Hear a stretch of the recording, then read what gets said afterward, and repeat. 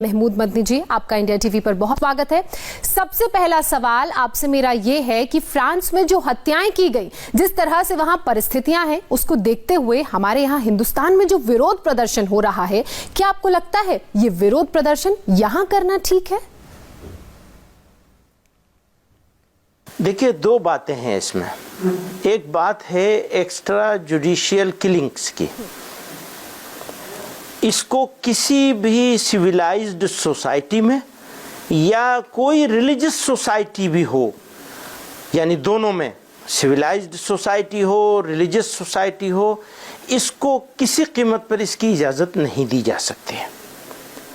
इसका जितना भी खंडन किया जाए वो हम साथ हैं, लेकिन इसी के साथ साथ हमको ये समझना होगा कि मजहबी शख्सियात, देवी देवताओं, मजहब के मानने वाले लोगों की जो अलामतें होती हैं, धार्मिक चिन्ह होते हैं, उसकी इंसल्ट करना, तौहीन करना, उसको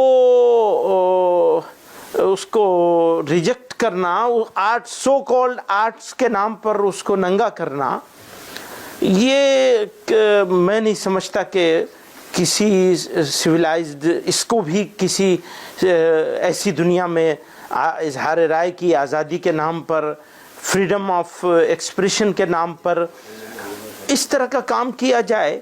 कम से कम भारत जैसे मुल्क में तो इसको कभी भी इसको ना प्रमोट किया जा सकता है, ना अलाउ किया जा सकता है। हिंदुस्तान और फ्रांस दोनों ही देशों की दोस्ती की बात करें तो बहुत अच्छी दोस्ती है। फ्रांस ने कई मौकों पर हमारी मदद की है। फ्रांस में जो हमला हुआ उसे आतंकी हमला मानते हुए हमारी सरकार ने भी उसकी निंदा की है। ऐसे में फ्रेंच राष्ट्रपति मैक्रों की तस्वीरों को जूते तले रौंदना किस हद तक सही है? आपको ये गलत नहीं लगता? ऐसे में खुद गवर्नमेंट ऑफ इंडिया ने जो एक तरफा बात रखी है, गवर्नमेंट ऑफ इंडिया को एक्ट ऑफ टेरर जो है उसकी ज़रूर खंडन करना चाहिए था, लेकिन साथ में ये कहना चाहिए था कि एक लिमिट में, हर चीज़ की एक लिमिट होती है, वो लिमिट से बाहर न निकलने का दोस्ताना मशवरा तो दिया ही जा सकता था फ्रांस को।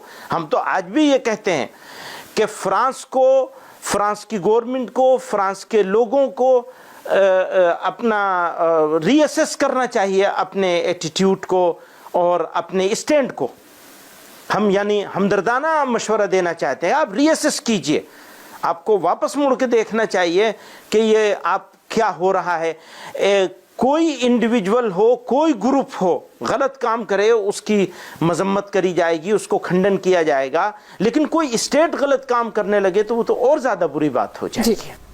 लेकिन जिस तरह से फ्रांस में हत्याएं हुई हैं, एक टीचर को मारा गया, 3 लोगों की चर्च में हत्या की गई, गला रेंत कर मारा गया, इसको क्या कोई जायज ठहरा सकता है? किसी भी धार्मिक आधार पर क्या ये सही है?